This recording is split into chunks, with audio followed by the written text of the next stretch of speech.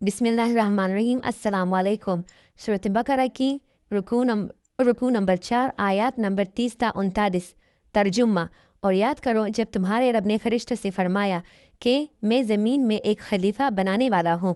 उन्होंने अर्ज़ किया, क्या आप ऐसे को पैदा करेंगे जो इसमें फसाद करे और खून बहाए, जबकि हम आपकी हमद के साथ तस्बीह करते और आपकी पाकियाँ बयान करते हैं। अल्लाह ताला ने फरमाया, मैं वो जानता हूँ जो तुम नहीं जानते। फिर अल्लाह ताला ने हज़रत आदम अलैहिस्सलाम को तमाम चीज़ों के नाम सिखाए, फिर उन्हें फरिश्तों के सामने पेश किया और फरमाया कि अगर तुम सच्चे हो तो उनके नाम बताओ। उन्होंने अर्ज़ किया, पाक है तू, हमें कुछ इल्म नहीं मगर वही जो तूने हमें सिखाया, बेशक तू ही इल्म वाला हिकमत वाला है। फिर अल्लाह ताला ने फरमाया, ए आदम अलैहिस्सलाम, उन्हें इनके नाम बताओ। जब उन्होंने बता दिए तो अल्लाह ताला ने फरमाया, क्या मैंने ना कहा था कि मैं आसमानों और ज़मीन के गैब जानता हूँ। और जब हमने फरिश्तों से कहा कि आदम अलैहिस्सलाम को सजदा करो तो सब ने सजदा किया सिवाय इब्लीस के। उसने इनकार किया और तकब्बुर किया और काफिरों में शामिल हो गया। और हमने कहा, ए आदम अलैहिस्सलाम, तुम और तुम्हारी बीवी जन्नत में रहो और जहाँ से चाहो खाओ, मगर इस दरख्त के करीब ना जाना वरना जालिम हो जाओगे।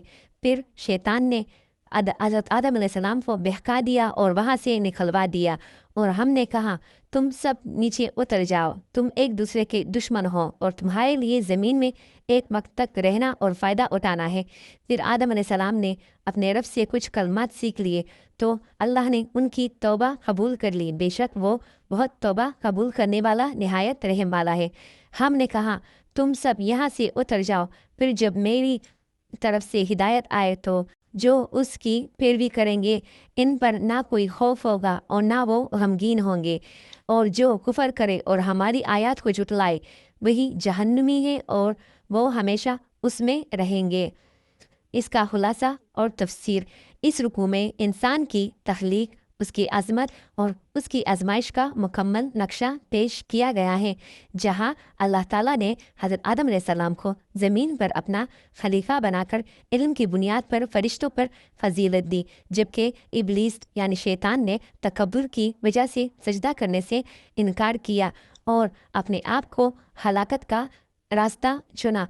फिर आदम अलैहिस्सलाम और हव्वा अलैहिस्सलाम को जन्नत में रखा गया, मगर शैतान के बहकावे से हज़रत आदम अलैहिस्सलाम और हव्वा अलैहिस्सलाम एक आजमाइश में पड़ गए और ज़मीन पर बेच दिए गए।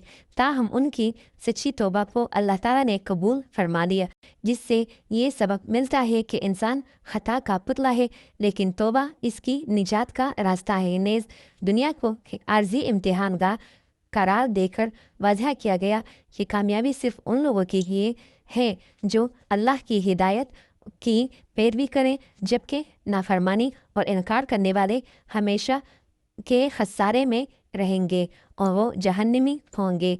अल्लाह ताला हमें कुरान को सही तरीके से पढ़ने और इस पर अमल करने की तौफीक अता फरमाए। आमीन सुम्मा आमीन। जज़ाकल्लाह खैरन। अस्सलामु अलैकुम रहमतुल्लाहि व बरकातुहू।